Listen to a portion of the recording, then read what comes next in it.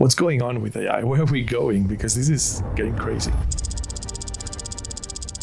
Emad Mostaque is a leading figure in the field of artificial intelligence. With a background in mathematics and computer science from the University of Oxford, he combined his expertise in technology and finance to found Stability AI, where he spearheaded the creation of open and accessible tools.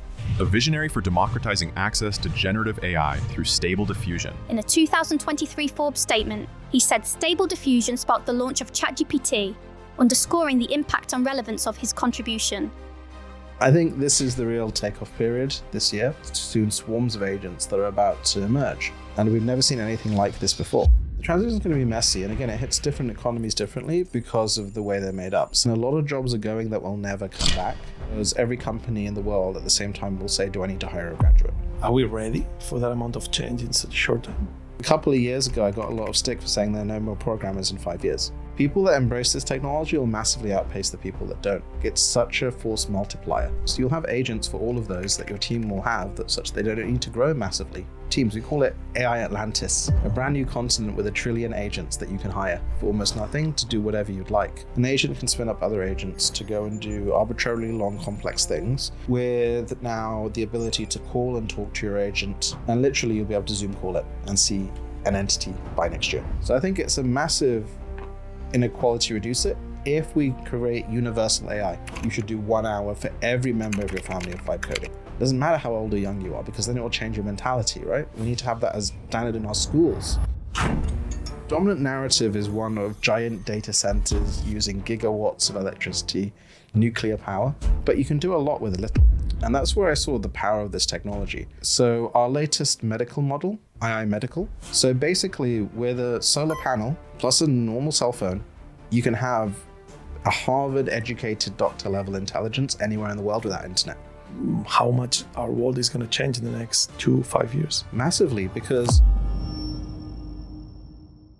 today we have a very special podcast. We are in London because we are going to talk with Emad Mostaque, one of the architects of the age of the AI. He was the CEO of Stability for years, and he was the one that brought the Stable Diffusion, the image model, to the hands of hundreds of millions of people. For a long time, he was one of the most influential people in the world of AI, and today he's going to tell us what he thinks of AI now and what is going to happen with the future of humanity. So let's get into it. Emad, thanks for coming today here. It's absolutely honor. I've been following you for a long time. Actually, we're one of the first persons I follow when I started into AI. What's going on with AI? Where are we going? Because this is getting crazy. oh, thank you for having me. It's a pleasure. And, a nice, easy question to start.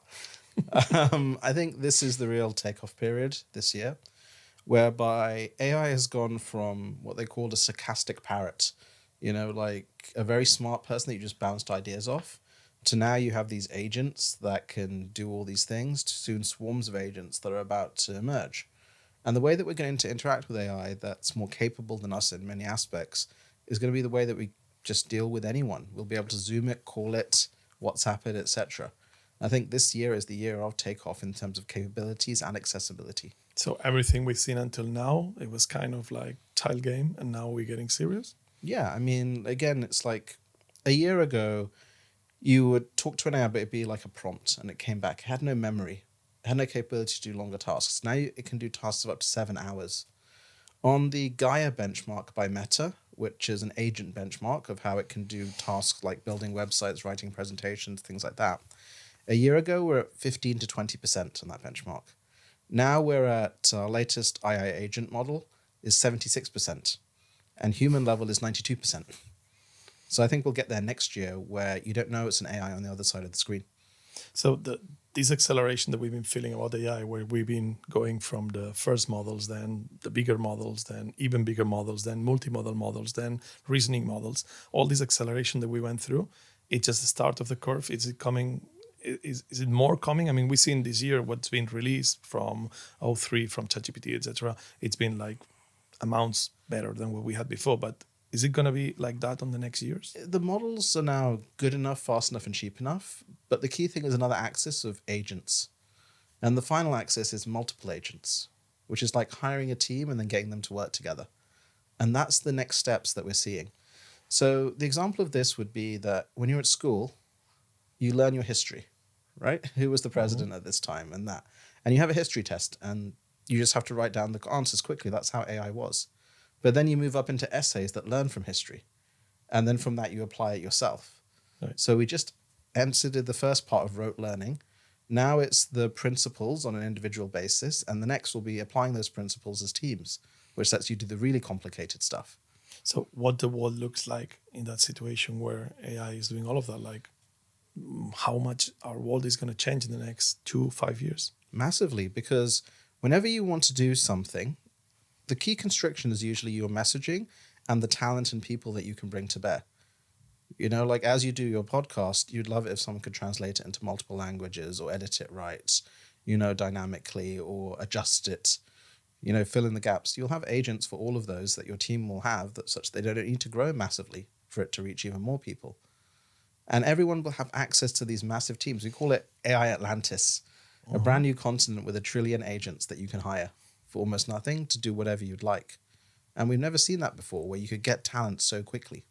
But we've seen like the situation that happened in other technical revolutions, like the Industrial Revolution here in the UK, for example, where when machines came to do the job of people, that was not so nice for that people for a while. And then later it gave like everyone benefits. But in the short term, there was many people like waivers that they were losing their jobs. So do you think like this is going to affect the labor market as well? Yeah, I mean, labor share of GDP kind of solo law is generally quite static, and new jobs replace old jobs. You know, like you used to have people pushing the button on elevators and things like that. One of the challenges here that we don't know is just that it's everywhere all at once, this technology. Like the average IQ of the top models last year was 90. This year it's 110. And every single one got upgraded at the same time. And it became accessible to 1 billion people at the same time. Whereas with the Industrial Revolution, you had to build factories and things like that. With the Internet Revolution, you had to have smartphones disseminated and people move from dial-up, etc. Now it runs on existing things and it's accessible. We've never seen anything like that before. So the key worry here is, what do graduates do for jobs when people hire these massively learning, excellent workers instead? What happens when you're competing against other people using this technology? You're going to have to uplift. So I think it's going to be very positive long term, but it could be a messy few years, especially on the employment side and as well the meaning side. Because if your worth and your meaning has been tied to being intelligent, sophisticated, specialized in a certain area, and then all of a sudden an agent or swarm of agents can do it better, what do you do now? How do you repurpose how you orient your life? Yeah, that's what Hinton said, no? That maybe UBI or other solutions. I think you're against UBI, right? Yeah, I mean, governments are terrible at allocating resources. we talk about that later. I think it would be good that we go through your opinion on that. Yeah. But Hinton said that UBI may put bread on your table, but it would not give you purpose. So then basically we have more like a cultural crisis more than an economic crisis. Yeah, especially within the West, where, you know, we're very privileged, right? Whereas if you look at the global South, it's a massive opportunity. Because if you did any remote work, for example, you're challenged because of your communication skills, because you're not a native English. It's not a problem anymore. All your communication is in perfect English or whatever language now. You're challenged because you didn't have access to expert knowledge. Not a problem anymore. You can code now as well as anyone. You can do medical diagnoses as well as anyone. It closes the knowledge gap and it gives opportunity. But the key thing is having the mentality of agency and being agentic enough to take advantage of that. And that's a big shift in versus the way that we're classically taught to be small cogs in large organizations. Right. So for people who is not really seeing that future, because it's hard to imagine that in the next 2, 5, 10 years, things are going to be completely different, because we are used that they've been probably almost the same for the last decades. And since the Industrial Revolution or the Second Industrial Revolution, things haven't changed much. For people who cannot see it, but they are actually using ChatGPT today, they're using it on their work and they see that they can do more productive work with it. How is it going to happen in a timeline? Do you have an idea of like, how is it going to come down the road? Yeah, it's about interfaces, right? So you use ChatGPT, and again, it's just like having someone very smart next to you who can just look over your shoulder and answer something. Then they forget, they walk away, then you call them back in. The use of agents is something very different, and deep research is probably one of the first examples of that. On ChatGPT and others, we created an open source version of that, where you tell it to write a report and it writes a report with citations. but it goes away and it thinks for a while. Now you'll see that in more and more areas, like go and make a movie or an advertising campaign, make a website, and it goes and does it, and then you give it feedback. And the key thing here is the interface design, whereby I think the way that most of us will use agents is the way that most of us scale our teams and work with our teams. You will onboard with your agent via a Zoom call. And we have the technology for that right now. And then you'll tell it what you want. Then it'll come back and show you some storyboards and ideas. And then you'll talk to it on Slack. Or again, you'll give it a call. It'll give you an update every so often. And there'll be dozens of these things going. So the way we work with this will be no different to the way that we work with our current teams, except for they'll learn from their mistakes. They'll work 24/7.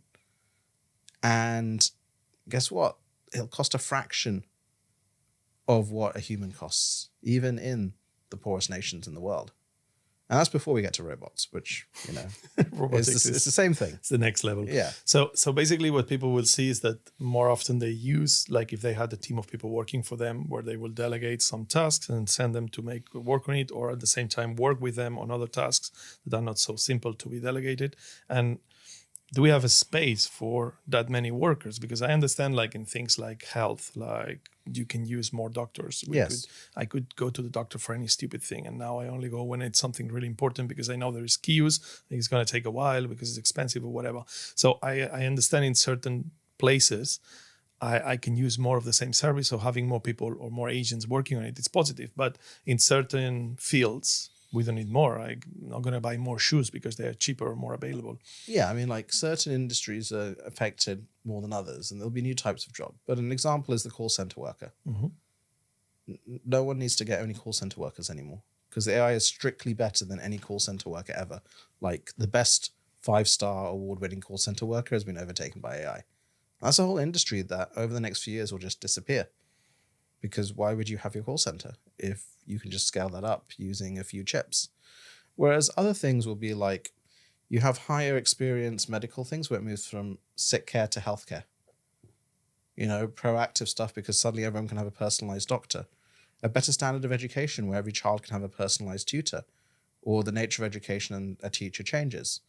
Within an organizational business setting, you can solve more pain points because you can scale, again, the amount of intelligence there. But you kind of have to use it to understand it, just like, you know, a lot of people are resistant to using ChatGPT first. Now agents will be the next thing. And that's why these natural interfaces, I think, are very important, because ultimately it's about problem solving. That's why kind of my recommendation to everyone, every family, community, company should for 1 hour a week vibe code with Replit. Okay. Replit's the most integrated thing where you don't even need to touch the keyboard. You can just talk to it and it'll make apps. And I'm not saying build anything in particular. If you just use it, suddenly you'll see these agents going and doing stuff and putting together games and apps in front of you. And it changes the way that you think. You're like, wow, I could do that. And that changes the way that you work, because all of a sudden it's like, wow, I'm someone who can scale up a team to go and solve things. So pipe coding, for people to understand, is basically when we code with natural language, which basically you talk to the AI and the AI does the code part, where you just tell it what you want. This is a term that was kind of like set up by Karpathy, if I'm not wrong. Andrew Karpathy, yeah. And then from there, like it got like a massive pipe, like basically Lovable is the biggest ever growing app in Europe, and it's a pipe coding app. And we have the same with like Lovable, Bolt, Replit, Yes. and there is like several, no? So everyone can try. Actually, I think Google added some in AI Studio now recently. Yeah, they have Jules. Exactly, and there's plenty of different options. And you recommend that anyone starts doing that? I've seen 5-year-olds make computer games and 65-year-olds make computer games. You know, like the whole thing is to change the way that you think by just doing that, and it changes your mind to an agentic type of mind where you can leverage and use these technologies. And using protocols like MCP that Anthropic came up with, these agents can go out and get other agents that come and help them. So all of a sudden you can book travel, it can make phone calls, it can do all sorts of things. Right. And again, the future is humans plus lots of workers for them, these agents. Okay. The jobs of the future, we're not sure yet, but right now we know we can have better experiences cheaper. And that causes, again, I think, an improvement in overall function, GDP, and others. But there are questions around entry-level employment. You know, what happens if we get some of these shocks hitting industries? Some industries may not exist and new ones will emerge. So you basically see a future like in a close range, like 5-10 years, where the GDP goes up, but the employment goes down. Yeah, I think that's very reasonable. Like companies, like some people say, Emad, are you bearish on Indian outsourcing companies like Emphasis and others? I'm like, no, they'll just replace the Patels with GPUs, you know, and their margins will go super normal, but people will trust them to do those types of jobs. And I think a lot of the misnomer is that the focus on AI has been on AGI, this super genius chef. Whereas I think the most impactful things to our everyday lives are super cooks. I give the example of, there's Heston Blumenthal here in the UK, 3 Michelin star chef. You go to his restaurant, The Fat Duck, they have snail porridge. Like, it's okay, but it's not what I want to eat every day, you know? And I don't want brand new recipes. What I want is people to do my taxes, to make my presentations, to check my healthcare, to teach my kids, you know, to entertain me. And these AIs are very good at that. They make a mistake once, they won't make it again. They'll work around the clock. And again, on capabilities, we're seeing them exceed human capabilities in a narrow field. And even crazier, actually, we're seeing AIs by themselves outperform humans plus AI. So Google had this study, AIME, AI medical expert. Clinicians underperformed clinicians with Google, underperformed clinicians with AI, underperformed AI by itself. We are basically slowing down progress, trying to involve ourselves in it. You can't, if an AI is as capable as you in terms of being able to solve a problem, it will never get tired and it's faster than you. Like right now, humans can read about 10 tokens a second, 10 words a second, roughly. The best AI models can output at 2,000. That's only going to go up. So again, there's this question of meaning when all of a sudden there's something more capable than you as a cook. That leaves aside creativity and chef and agency. And that's why, again, I think the focus on increasing individual agency, community agency, organizational agency, and getting into those habits via a weekly vibe coding thing, etc., is what's most important. But this is huge, because basically what we're saying is we're getting to a point where what's the sense on doing something if AI can do it better than me? So that basically leaves us in a point where right now it might be some things, like we said, some diagnosis. It may be some things like maybe making my taxes. It may be some things like customer service. When this is growing on different sectors every day, like photographers like me, we've been like replaced by your company, by the way, thank you. No, it's totally fine. We started using AI and it made our company better, but definitely it had a massive impact on the industry. Stock photography is gone. And all of this, it's growing every time and more companies. So the point is, when and what are we going to do when there is nothing else that we can do better than AI? What is going to be the purpose? Definitely it will not be doing a job. And then what society we get, because I can understand companies making lots of money, GDP is going up. Yeah. But beside you not having purpose, which I think is a secondary first world problem, what do you do? How do you get your money to be able to feed your kids when you don't have a job? Because right now the social pact is I go to work, I get money. With that money, I can buy food. Yes. That's basically what society has been for the last decades.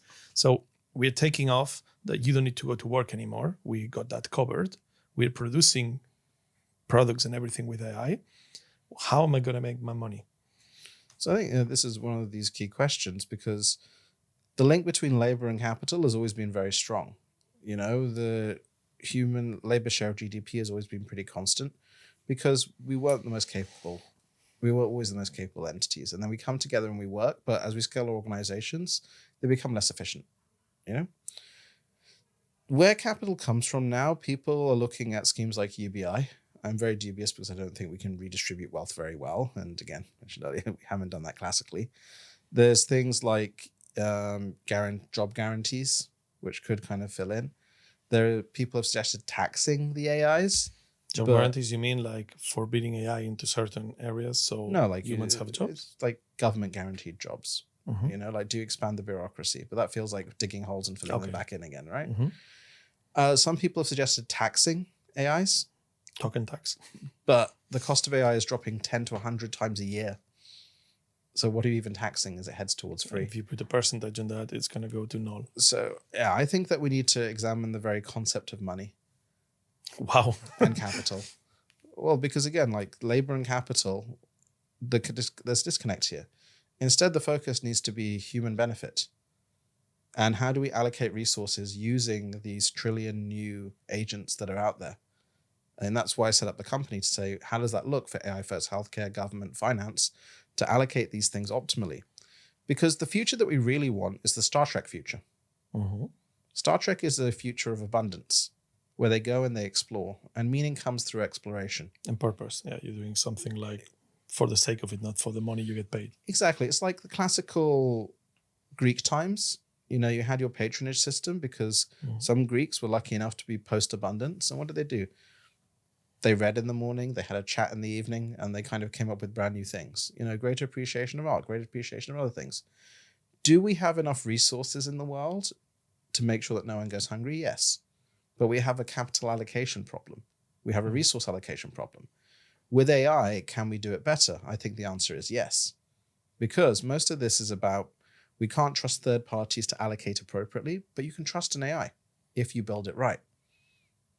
You could build it right. That's a very, very specific like point, because the thing is like people who's building that, and obviously there is people like you doing it in a different way, but the main companies, the big tech companies, they are not doing it right. Yeah, Vitalik Buterin, the founder of Ethereum, has an interesting post about this called the revenue evil curve, whereby you try to build things as infrastructure, but then you become exclusionary or rivalrous, and it becomes more evil once you start charging revenue to people. You either want to make sure that people have to pay to access it, or you compete with existing solutions. Most of our global problems need local solutions, and that's where I saw the power of this technology. So for my previous company, Stability, we had 300 million model downloads, and we built the best image, video, audio, 3D, brain reading models out there. And it was a 2 gigabyte file, Stable Diffusion, our most popular model, that compressed 200 gigabytes of images, not actual compression, but it figured out the principles. You put words in and any image came out. And then people figured out how to use it to adjust photos and all sorts of other things, take any pixel to any pixel. It had so many downloads because anyone could use it, even on a personal computer or actually smartphone. The interesting things with AI models now is the dominant narrative is one of giant data centers using gigawatts of electricity, nuclear power, but you can do a lot with a little. So our latest medical model, AI Medical, is 8 billion parameters. 8 billion. So basically, when shrunk down, it's 5 gigabytes.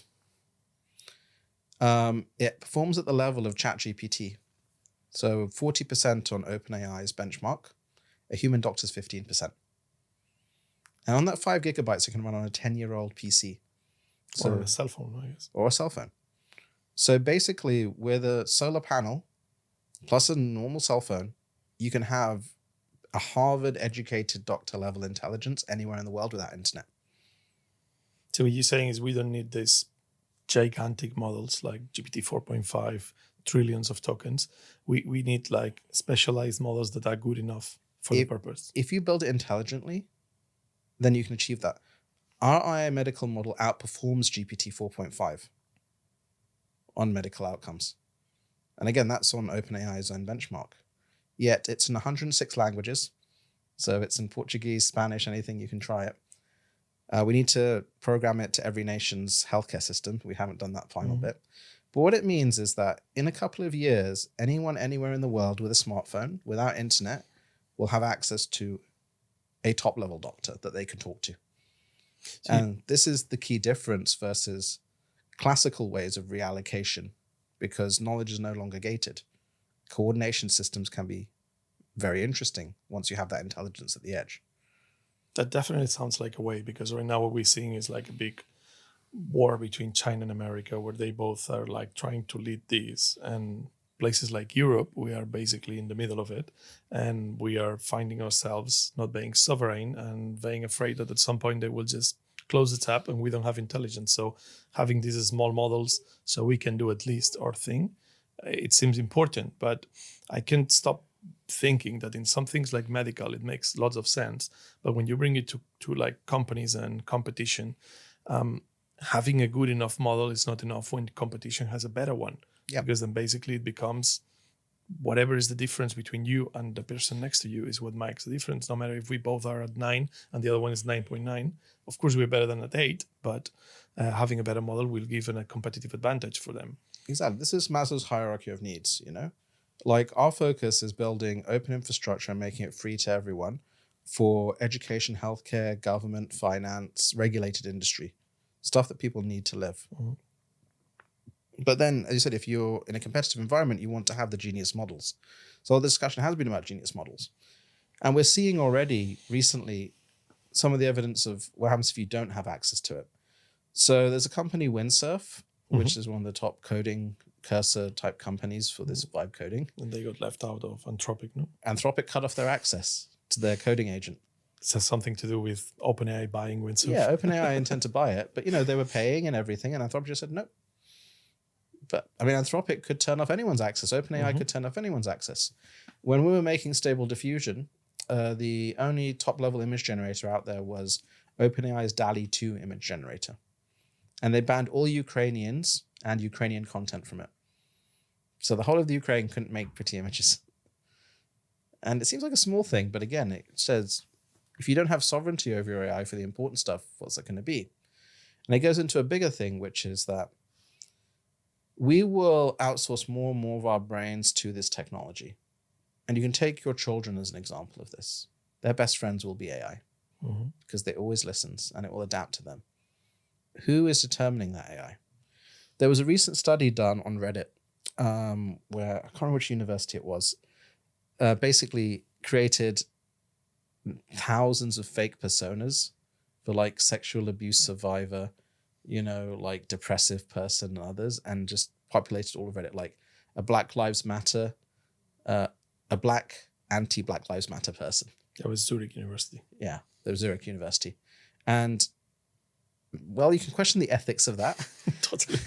But they found out that the model was in the 99th percentile of persuasiveness, these agents persuading people.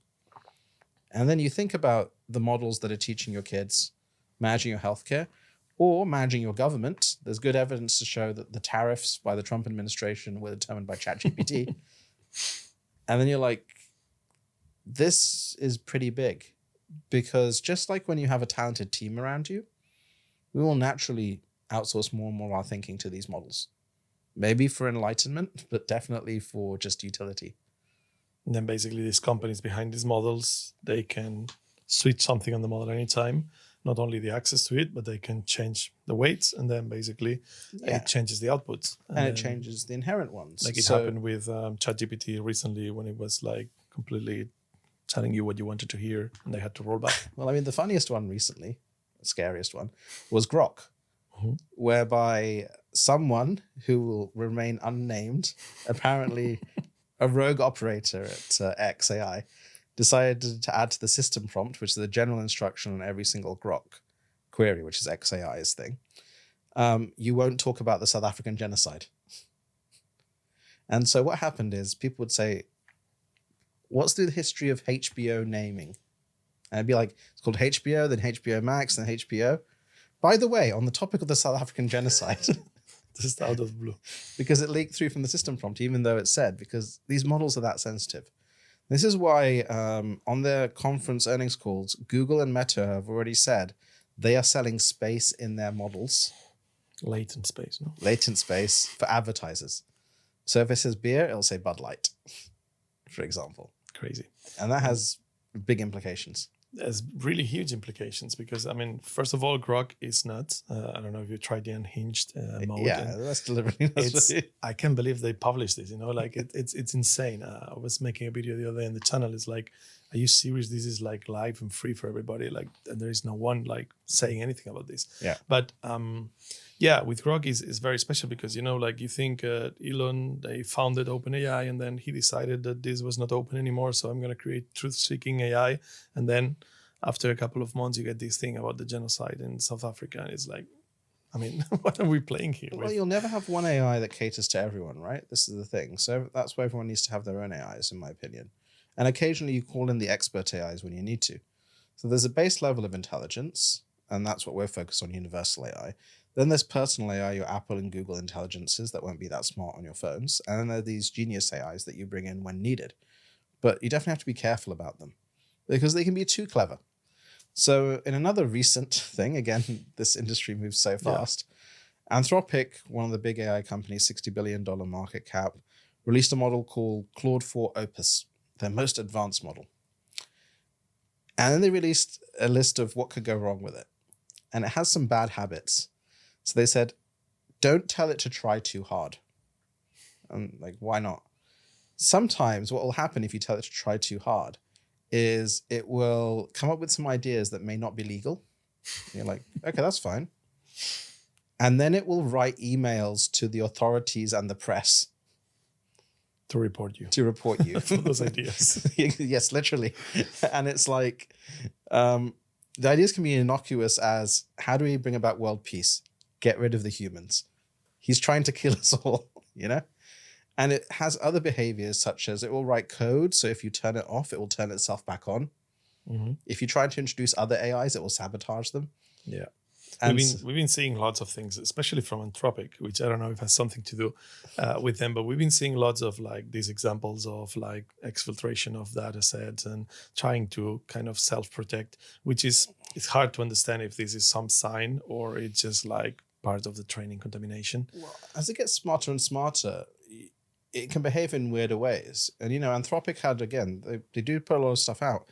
An interesting paper called Sleeper Agents, where they showed with a few thousand words of contamination, you can just give it a word and the model will turn evil on demand. And you can't tune it out or find that because there's trillions of words that go into this thing. That's just for a basic model. What happens when that becomes an agent that can do actions and think a while? So loads and hundreds of loops, and then a swarm of agents. We don't know what they will do. But this comes down to they can behave in unpredictable ways depending on their alignment.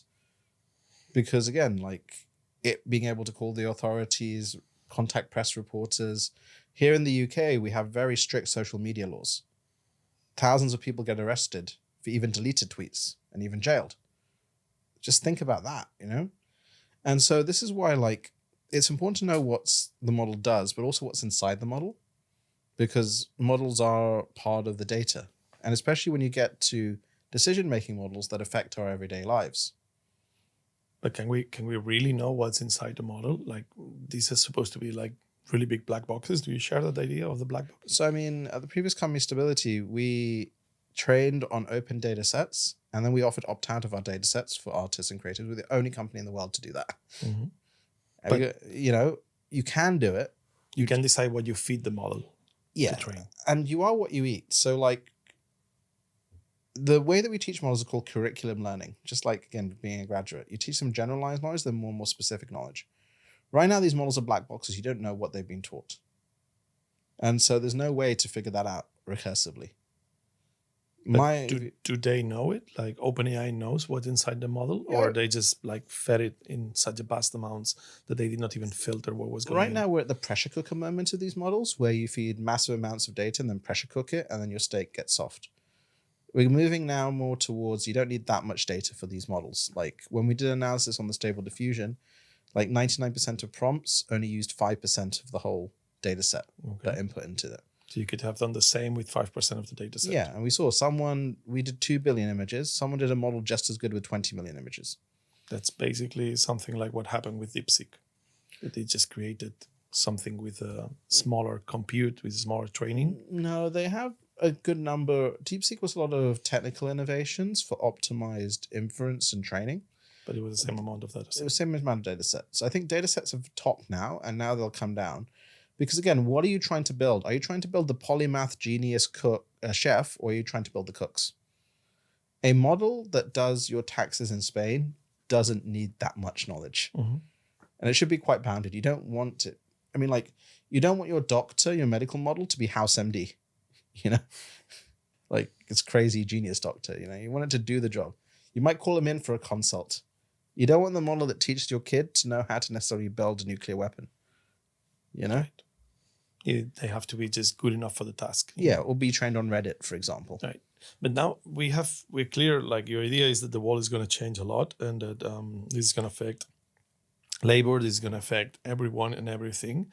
But what's the timeline here? Like, how is it going to unfold? Because right now, as I said before, like people is using ChatGPT at work and they're using it. They cannot picture how much their lives is going to change in 5 years. Why they cannot picture it? Well, our brains are not set up for exponentials. We're set up to think that tomorrow will be like today, unless we spot something severe.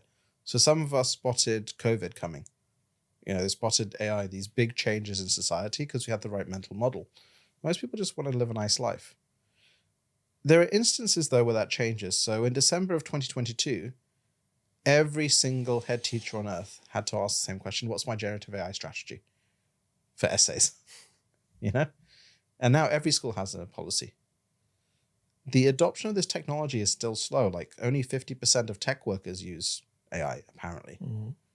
It's astonishing to me that programmers don't, but you're going to start to see those shifts. And the key thing is just how easy is it to use? Is it there in front of you? And this is a Slack versus Microsoft Teams thing. Microsoft Teams overtook Slack in like a year. And now there's about 500 million Microsoft Teams users versus 150 million Slack users. Not because it's good, just because it's available. And so again, I think having these user interfaces will make it available.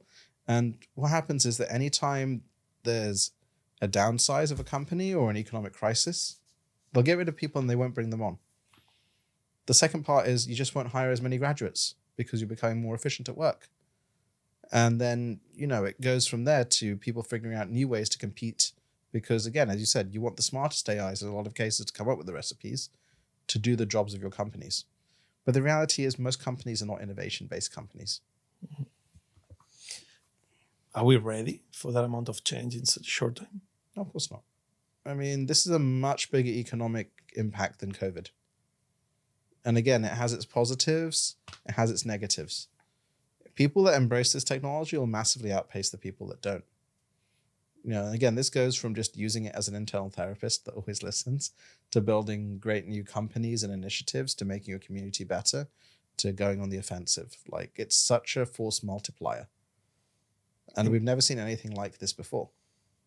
And how nasty you think it's going to get? Like, is it going to be like revolution nasty, like the French Revolution style? Or is it going to be like something that people is going to accept because we will probably like sort somehow the economics of it? Because I understand that if there is more money, there are solutions to be placed in place. Like, I mean, you can work out things. The problem is when the crisis of employment comes at the same time as an economical crisis, companies are closing down, then you have a big problem, which happened in 2008, etc. Or which happened in COVID, like people could not go to work, companies could not produce, could not make money. So then things get complicated. But here, of course, if all of a sudden I have 17 employees in my company, for example, so if I can replace like 12 of them for like 24 AI agents that are doing me more, and I have less expenses because they are cheaper and I can produce more, then obviously my company is doing well, so I can pay more taxes or whatever it is. Yeah. And then there is ways to do it. But if the government is not put in place the solutions like taxes, etc., then it doesn't matter if I'm making more money because I'm going to take more money home, but I fired a couple of people. So obviously, unless the governments are reacting, there is not much benefit for society out of this income for companies. And the problem is that if this is coming so fast, governments are not especially fast. So I'm afraid that on the long term, it clearly can be beneficial for society, but I'm afraid of the transition. Yeah, the transition is going to be messy. And again, it hits different economies differently because of the way they're made up. So the Philippines has a massive call center economy. Mm-hmm. That's a massive issue. Like India as well, I guess. Indian outsourcing, like those are the top level jobs there. Whereas a lot of Western countries have a lot of bureaucratic employees. They're not going to get impacted. Mm-hmm. You're not going to fire the bureaucrats, right? And so when we look at that, like what's more likely than you firing 12 people is you doing the work of 170 people, right? But if I'm doing that work, because that's one of the classic answers, like probably my competition is closing down. Exactly. Yeah. So net, there's only so much demand. Exactly. And this was the Henry Ford thing of, pay them enough so they can buy their own cars. Mm-hmm. What's probably going to happen, is you need a Tom Hanks moment, as I call it. Okay, explain that. So during COVID, everything changed when Tom Hanks got COVID. Okay. And you can actually see that when you do a statistical analysis of the COVID, like talk and everything like that. Because before that, it was like literally the precipice of what kicked off the shutdowns because everyone could relate to that. Right now, what we're seeing is the first glimmers, because the technology isn't quite there, of AI-related job changes. But it's going to be like a sandpile collapse that I think will take a couple of years. And sometime in the next couple of years, it becomes agenda number one. And the classical thing is fiscal stimulus. The last bout of borrowing when we can barely borrow anymore. Like, because there's two ways to go. One is that you just subsidize everyone, you borrow more from the future to try and get over that. Because COVID, it was going to bounce back. We borrowed more from the future. The other thing is you spend less. And again, I think Elon Musk got a good lesson on that. It's like, that's why he's like that. Let's increase GDP. So I think governments will try and fix that gap. But again, a lot of jobs are going that will never come back. And we're not sure what the next generation of jobs is, which is why we need to change mindsets. Yeah, and the biggest thing is like by the time we need these new jobs, we don't know if AI will be able to do them already, because it's like the pace that this is coming. Like, for example, in the Industrial Revolution, we had like the jobs went off and the salaries took about 30 years to go back to a point where they started before things went really much better. So the transition was 30 years. Now, we could think that this is going much faster. Like there is this beautiful graphic about the adoption of horses, of cars and horses. And it took us about 25 years approximately to go from moving in horses to moving in cars. And then for the iPhone, I think it took about 7 years for everyone to have a smartphone. So things are accelerating. So for AI, obviously, should take less time that everyone is using AI and it's in. But the point is a shorter transition better or worse? Because it looks like not making a small cut, but cutting your hand in one go.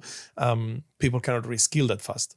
Yeah, and again, it's not even a question of reskilling, because these models are so easy to use and they'll call other models, right? They can prompt themselves better than you can. And so the IMF did a study on this where they basically showed as AGI capabilities went up, wages go up and then straight down and crash to the floor, right? Because the net aggregate demand reduces because, again, you need the jobs. So the government can only fill that in so far. We need to think, how do we stimulate a change of thinking to create the jobs of the future much quicker? Which for me is universal AI access. So you enable everyone to have free AI to figure stuff out, and then you use them as coordinating agents with every single person, every single organization to cut through a lot of the red tape, to stimulate activity. Like I think I saw yesterday, there was a 3.8 mile railway approved in the UK, where the paperwork for it, if printed out, was 4.8 miles. Right, I saw that. Right? We see that type of stuff all the time. What if we could make more efficient use of AI to make our regulations and other processes more efficient so we can do more things? There's no reason you can't, right? And so that's one of the things we're focusing on. Like, again, what's the full stack for government that can ease these regulations, that can pre-approve stuff, that can reduce compliance overhead? What can we do for finance to make capital flow faster around? Because in a world where capital no longer needs labor, capital does need to find somewhere to go. And if you make that easy, maybe it goes into entrepreneurship or scaling up businesses that succeed. And it makes it more competitive. But again, you don't need huge teams anymore to compete.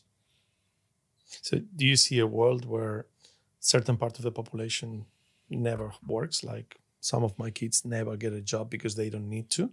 Or do you think that everyone is an entrepreneur and everyone has to? I don't think everyone can be an entrepreneur, and people just don't think that way because, again, you're conditioned, right? Like the reason this will be much bigger than we think is because every company in the world at the same time will say, do I need to hire a graduate? Every single one, But otherwise, it takes time to figure out how to be an entrepreneur, how to come up with new categories. That's why I'm like, in your family, everyone listening to this, you should do 1 hour for every member of your family of vibe coding. Doesn't matter how old or young you are, because then it will change your mentality, right? We need to have that as standard in our schools. School system would be much better if there was 1 hour of vibe coding a week. You can create tutor helpers. You can make it. It doesn't matter what you make. It's just to get a mentality change. And I think that many people around the world no longer believe in the American dream, the Spanish dream, the British dream. We need to basically come up with a new way of thinking of what does a world look like in an intelligence age for ourselves, our communities, our humanity, as it were. Like, what can we solve that couldn't be solved before? And what does that age of abundance look like? Because people need something to look forward to. Example I give of that, half of the people listening to this call will get cancer, just statistically. And it's a terrible experience. Some of you have gone through that. AI models now outperform human doctors on empathy because human doctors aren't that empathetic, but still they don't have time. So next year, we plan on giving every single person in every single country in every single language an AI buddy to help them through their cancer journey. That makes the world strictly better. And if you put graduates alongside those AIs, you build stronger communities and increase humanity and empathy and value. That's the type of jobs that we're thinking about. And again, the types of things we're trying to enable by releasing kind of open source. And I think, again, we need to think as a community how to do that.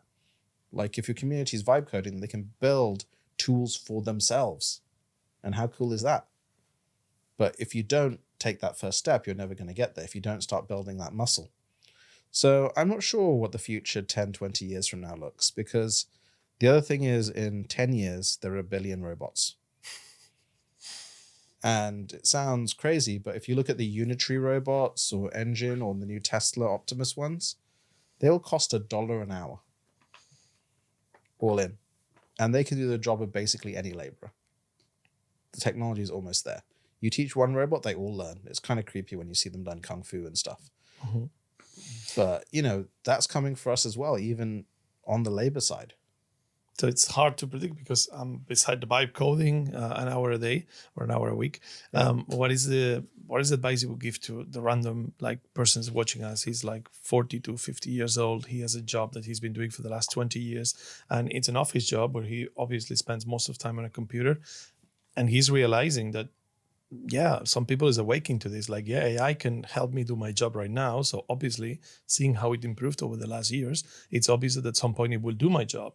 What is the recommendation here? Is pivot your career, short term, try to apply AI to what you're doing to be on the top of the food chain, or what you need is to be on top of the food chain. As you said, it will diffuse. And so if you're the person that is using it, knows about it, and again, you don't need to know how it works, just how to work it, then you will have far more longevity. And in fact, your value will go up in the economy because you're the person that understands how to use this technology. Again, you don't have to understand how it works. And so it would just be embracing the technology, becoming a local expert on the technology, speaking to the technology because it's inevitable. Jeff Bezos, when he was setting up Amazon, said there's two things, the inevitable and the unchanging. So the inevitable is that everything will be sold online. So let's start with books. And the unchanging is you always want good quality, faster, cheaper. It's inevitable that AI will be everywhere. And the unchanging is people's demand for high quality output, less mistakes, better, faster, cheaper, effectively. And so if you think about that and apply this technology and you recommend how to apply this technology and speak out about the technology, then you become top of the food chain, as you said, because some things will change much quicker than others. Like if you're in a government job, you're probably pretty safe. Yeah. If you are in a highly competitive job or outsourced job, then you're not safe. Again, the call center worker as an example. And that person should get off the industry. Yeah, if you're a call center worker, then either you apply. Yeah, you should definitely change. Basically, it's kind of in-person jobs will take a while because it takes a while to build robots. Mm-hmm. We only build 70 to 80 million cars and motorcycles a year. Robots are a bit closer to smartphones, but there'll be fully automated factories in China soon, which these things look crazy. Dark factories, like the Xiaomi. Yeah, the Xiaomi that factories. has no employees, no light. Yeah, Xiaomi are about to start their robots, and it's a fully automated factory, 100%. I just churn these things out. But basically, it's KVM jobs, keyboard, video, mouse. Those are the first things to go. And again, you need to think about, am I doing anything that requires a certain amount of wisdom, or is it just a repeatable job like a call center worker? If it's a repeatable job like a call center worker, the GPU will replace you as a general purpose job. If it's got a bit of wisdom, then it's about how do I make myself even more effective to save money or have better outcomes, or just be a thought leader politically within that environment. And so, like I said, it just varies and depends. But the one thing that helps is that vibe coding weekly. And then the other thing that I recommend to people is use tools like Notebook LM by Google. So Notebook LM is just fantastic because you can upload any documents or videos or anything, and it generates a 10 to 15 minute podcast on them. It feels like magic, especially when you can tune in the podcast. Exactly. It's you can press the button, dial in, and talk to the hosts. Yeah. And that just makes it easier to absorb knowledge in this age as well. Yeah, we were just talking about that before the podcast because we have this idea of getting people to be able to interact with our podcasts. And we're like, well, Google can do it now, so it's a matter of 6 months that we can do it, where we can like feed this podcast and people can just tune in and ask questions or whatever, and then we can answer them like with digital avatars that jump in the video. So definitely some way to go, but the concept is really interesting. How it changes everything, and Notebook LM it feels like magic sometimes. Like when they released that, I was like, okay, that's future, right now. I think it's these aha moments, right? The first time you make a video or image or other things like that. And again, it's when the technology gets good enough. Like we created one of the first video models in Stable Video, and it can add a bit of motion. Now you look at Google's VO3 or Kling 2.1, and you're like, yeah, Hollywood movies are here, basically. Yeah, you know what? Like one of the things that was very popular, I do a news video every week, and there was this thing I did, or I think it was in a podcast I went by, but anyway, I said that you said that in a couple of years, your TV is going to make the movie you want to watch tonight. And it got very viral in Spain, the clip that I put, and people started saying that I said that, and I said, no, it was Emad, not me. But people got really crazy about it. They were like, yeah, this guy is nuts. Like, are we on track for that? I think you said that in Peter's podcast, and I think it was like maybe 2023. So I think you said 3 years, 4 years. Next year. You think next year with that? In high quality. So Odyssey ML just released the first version of that. It's low quality, but it generates every pixel from a video live. Wow. Via your website. So you can just walk through it and it's generating everything live. Next year, you'll have the high resolution version of that. So you think VO3 can do more than it does 8 seconds, and they don't let us do more because of the amount of compute it requires? Yeah, it's how it's trained and other things, but there's a compute restraint on that as well. We figured out how to do long form.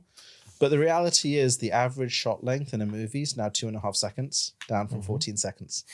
So even 8-second clips are good, It's how do you then put them together? So we built a system called Comfy UI at Stability, where basically every single decision you make and model you bring in goes into this like graph tree.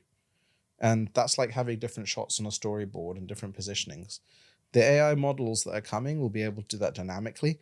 But the shocking thing that we found is that you don't actually need to do any of that at all. It kind of figures it all out live. Right. So we have now seen Microsoft release their auto video game thing with Minecraft, where it generates the Minecraft world live, literally generating every pixel. And now you've got upscaling with FSR and DLSS on the graphics cards. Interactive interdimensional cable is just around the corner. What is the take from someone who basically, I don't know if you invented it, but you basically brought the AI image generation into the world? What is the take on how is this affecting the perception of truth?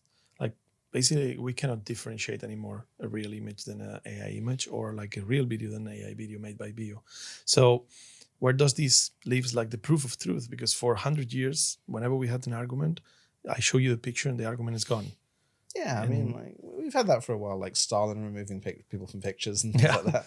But it was much more complicated. It was more complicated. Like there was a recent thing that went viral of the emotional support kangaroo. So people listening might have seen that, right? Kind of coming on the plane. Like, yeah, that's obviously kind of close enough to reality, right? I think people just learn to question more because you could already Photoshop touch up things, but now it's become even easier. But the very difficult one is voice.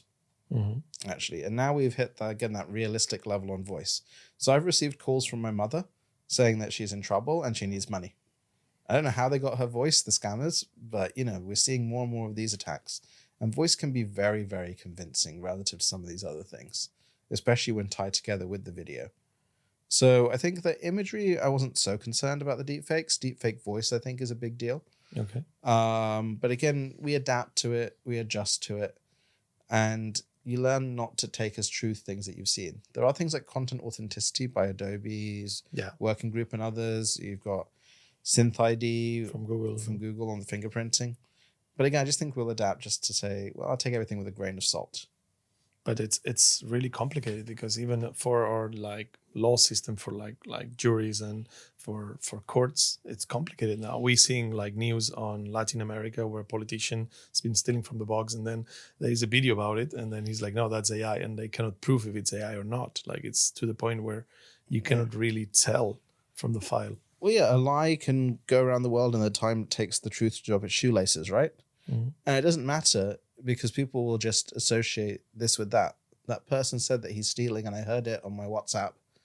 That will just be an inherent bias. Mm-hmm. And again, with the AI at the 99th percentile of persuasiveness and interacting with AI agents online and then listening to radio shows that have been optimized to be persuasive, we probably need to figure out how to build AIs to protect ourselves. Like, this is my truth. Make sure that I'm protected on my truth, you know? And again, having your own AI is going to be key here. Yeah, it's like an antivirus, Exactly. a mimetic antivirus. But how are we going to make these AIs? Because at the end of the day, random Joes, myself, I cannot train my own AI with my own data set, etc. Is it going to be like creating like a platform, an interface where I can create my AI? Or is it going to be I'm going to have to trust someone? Maybe I don't trust OpenAI, but I will have to trust either the government that makes the government AI or whatever it Yeah, is. so this is why, like, we've got more details coming out soon about what we're doing in Intelligent Internet. We took a lot of inspiration from Bitcoin and other things. Can you give everyone a technology with highly trusted models that automatically adapt to themselves that are fully transparent? And just someone needs to do it, because Meta's Llama models and others are not fully transparent. Mm-hmm. But once you build them once and good enough, that's enough. Like, once you build a really great doctor, you don't really need to update it every so often, but you don't need to pollute it. Once you built a good anti-mimetic virus AI, again, the future is going to be that everyone has their own Jarvis buddy.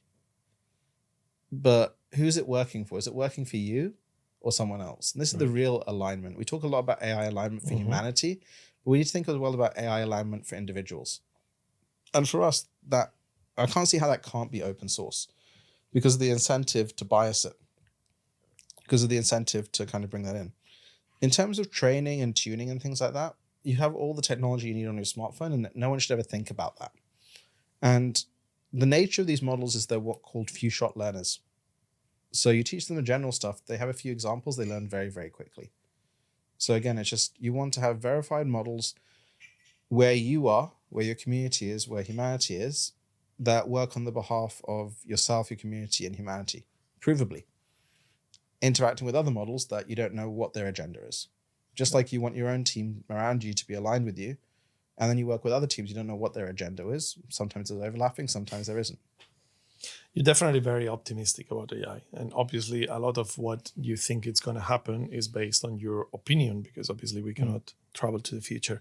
What do you think about people that is more like conservative or more negative about how AI is going to go, like Jan LeCun, or like, even if we go stronger, Gary Marcus? Why are you so convinced that AI is going to be able to do that in 5-10 years? Yeah, so normally about optimistic, it's that it won't kill us all, you know, which is the PDoom question. And my PDoom is actually quite high. Gary, high? 50%. 50. Yeah, so if you look at Wikipedia, I'm there at 50%. The people that are lower are like 10 to 20%, which is still Russian roulette odds. PDoom is the likelihood it'll kill us all. And like, we can do something about it, because I think we either end up in a Star Wars world or a Star Trek world, you know? Like, these are the options. Dystopia or utopia, no? Pretty much. I don't think there's any other option other than those two, honestly, because of the nature of this technology. The reason I'm bullish on the impact capability of the technology, so Jan LeCun, I think, is positive on the impact capability. He's the head of research at Meta, whereas Gary Marcus is just like, the AI is nothing. It's not useful. You know, like, he'll be the last person before the AI shuts down the world saying, it's nothing, you know. Yeah, he keeps negating every single thing, like if it was nothing. I think it's just because of my mental model of the world and labor and productive output, and I can just see it working. You know, I've become more productive myself. I built customized AI system, integrating every single top model for myself, and it's made me far more productive in what I do. I've seen the breakdown of different industries. My background is I used to be a hedge fund manager, investing across emerging markets and technology in proper companies doing proper things. And I just can't see how, even if things stop today, the amount of effort, labor, cost of doing a unit of work in so many industries isn't impacted. And I can't see how that doesn't cause a change, given we don't need to have that capital infrastructure that we had. We need to have to build the specialized stuff. Like, sure, you do need the build out of AI chips and things like that, but even with what we have, it's already enough to change the world.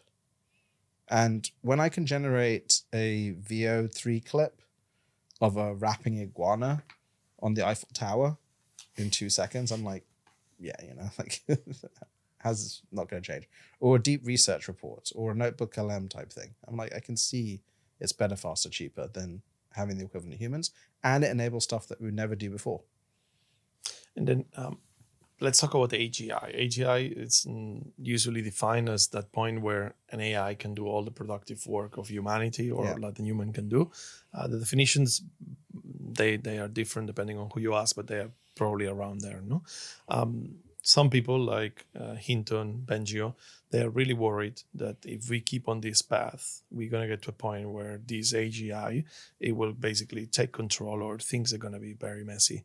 How are you? This is basically the definition of this PDOM, like where people think that this is going to end up with humanity. You say 50%. What is the scenario you think it may happen on the bad 50%? Billion robots, bad firmware upgrade. Everyone gets their head screwed off. Okay. But we have been able as humans to extinguish like orangutans, and we haven't gone with a machete trying to kill each one of them. I know, but it just requires one bad apple, right? Okay. Like, one of the issues here is that we don't know the emergent capabilities of swarm systems. So a lot of the discussion around AGI or ASI, artificial superintelligence, has been around, we train a really big model and it comes up with all brand new things like the Claude Opus model that rats you out and hides itself and lies to you.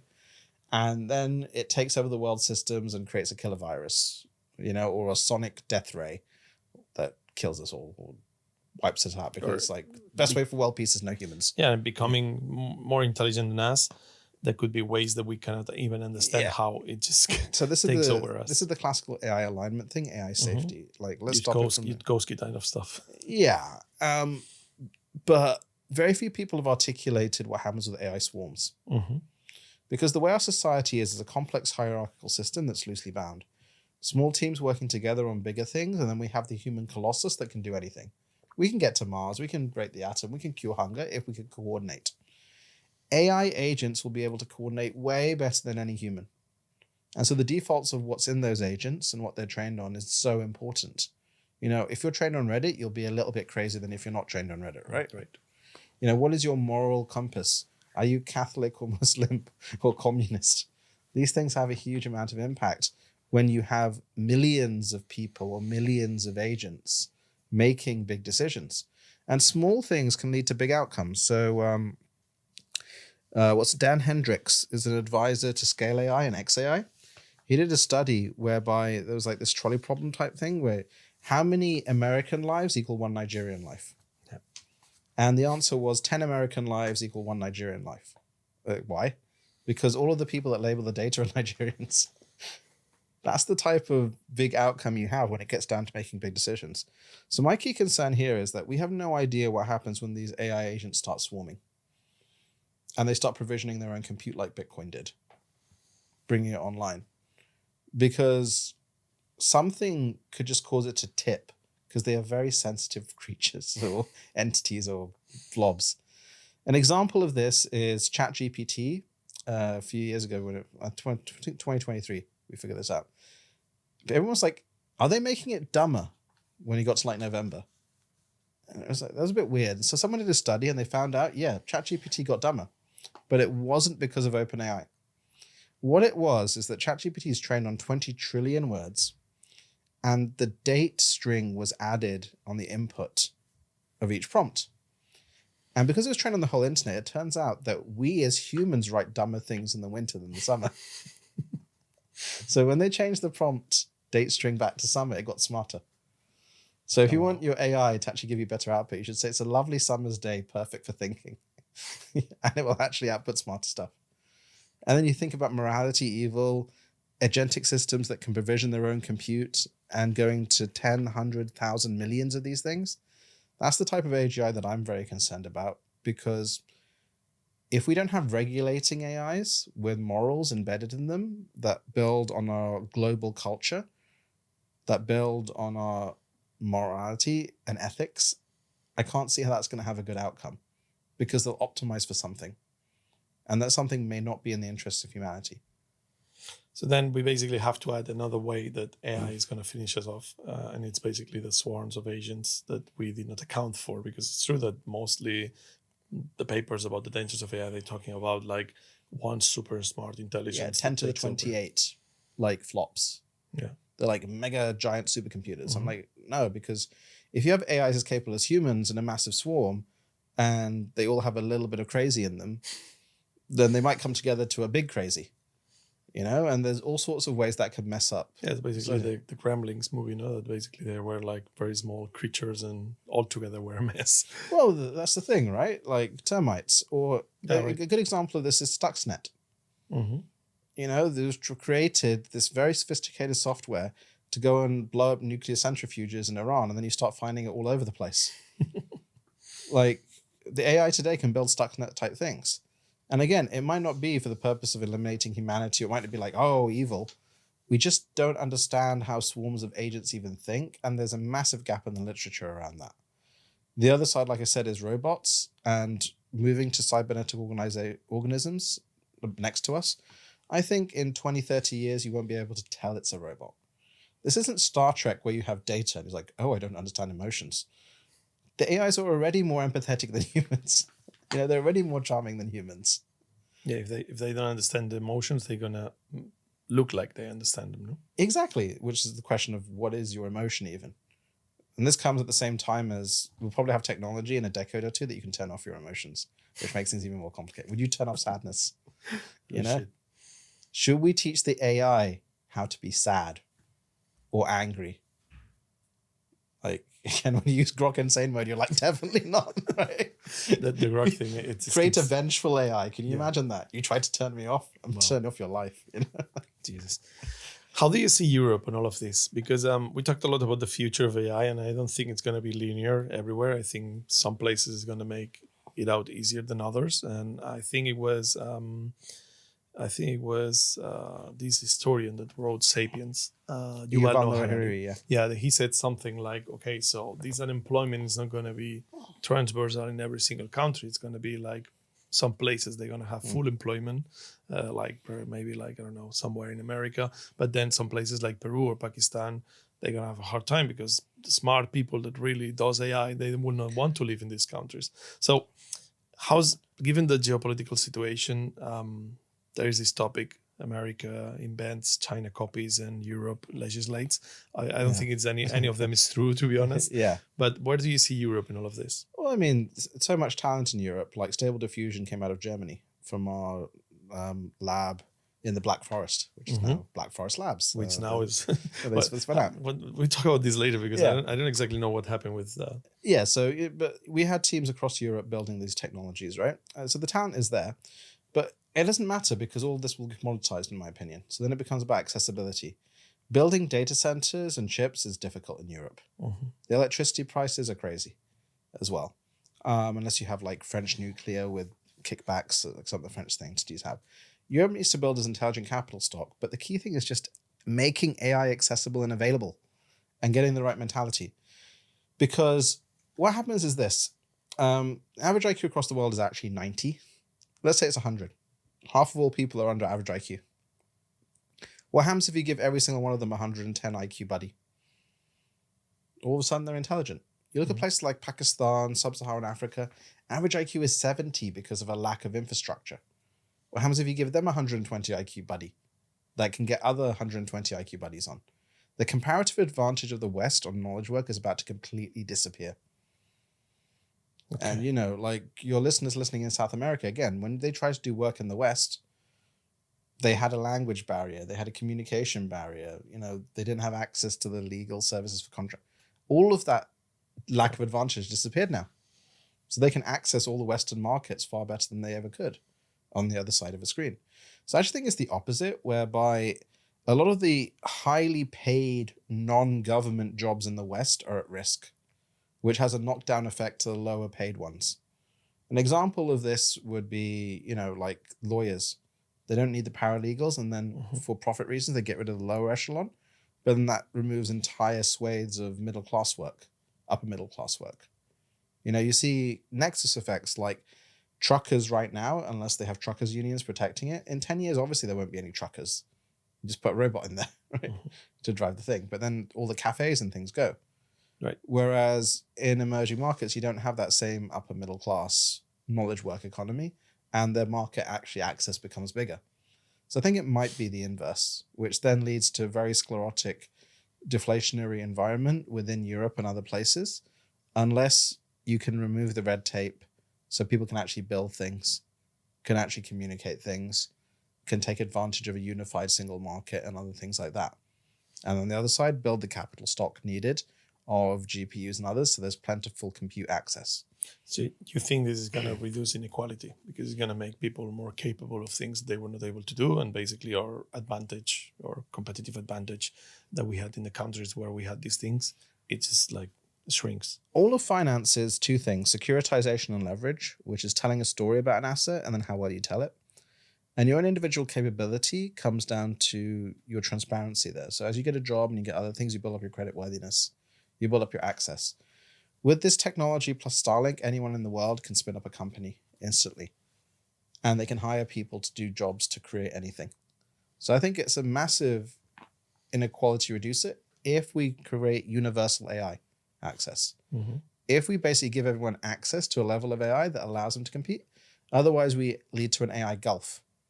And my working theory is that if you do that in the right way for the emerging markets, for the underprivileged, they will embrace it far faster than sclerotic large organizations and very bureaucratic old countries. And so then they can outperform those ones because they don't have the bad habits embedded. Mm-hmm. Like, can we use AI to improve the US healthcare system or the Spanish healthcare system? Very slowly. Yeah. You know, can Elon make the US government more efficient? No, not really. Would it be better to build a brand new system? Probably yes, you know. And a lot of countries don't have a system, so it's easier actually. It's greenfield, ironically. Right. So that's why, like I said, one of our key focuses is universal AI access. How do we make it so everyone has an AI? And as discussed before, you can even do that without internet, which is a massive difference to all technological revolutions before, especially for the global south, because you don't have electricity, infrastructure, other things. But do you think this is, I mean, I assume if you started a company and doing this, you believe in it and you think this is realistic, but the experience tells us that the big corporations win and that they're going to have these market fit and they will reach the people because they have all that money to pour in, etc. How hard is it going to be to be able to give like a sovereign, independent intelligence to be able to do all of that, fighting against these big corporations? They don't want that to happen. No? Well, I mean, the big corporations don't actually want to build the AI for education and health and government and finance. Do you think not? No, they want that to be available and they want to build the super advanced stuff and then implement a stack. So when we released Stable Diffusion, very few companies trained their own version. They just used it because it was available. Mm-hmm. That's why we originally called the company Shelling, as in Shelling Point. Because if you build something good enough, fast enough, cheap enough, and you make it available, people will just use it. Mm-hmm. And in fact, for those regulated industries, you don't want to use the latest AI. You want battle-tested stuff. Just like most of the world runs on Linux, not Windows. Mm-hmm. You don't want regular updates. You want really good working stuff. So we're just focused on that part of AI, and that's it. And making it accessible permissionlessly so anyone can take it and adapt it and use it. So that's why we released the medical model. We released the best agent, AI agent, that outperformed Genus and Manus and GenSpark and others. The best research agent that outperformed Perplexity and others. And again, the idea is eventually we'll release the doctors, lawyers, government officials that anyone can take and customize locally and deploy. And that will include big companies. Again, so many big companies use the image generation models and systems that we built because they were available and free. That's the power of open source. How was the creating the company in Europe? Like, I mean, you in the UK, Yeah. this is out of Europe, but did you find difficulties to deploy your models or to deploy the applications in Europe versus in America? Is it real that Europe is more complicated and that's why we don't get Apple Intelligence or this kind of stuff? Or it's all like them trying to push No, for some definitely. agenda? We couldn't do any training of our models in the UK due to UK training laws. Okay. So there's actually a high court case going on that in my former company. And they sued us for $1.6 trillion, Getty and others.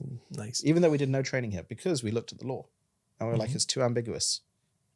So I think that there was kind of that. In Germany, the law was better. And so the training happened out of Germany. But once you trained it in Germany, could you use the model in the UK or was it still? We had to do lots of things around it to make sure. That's why when Sora or the latest models come out, Europe and the UK get it later.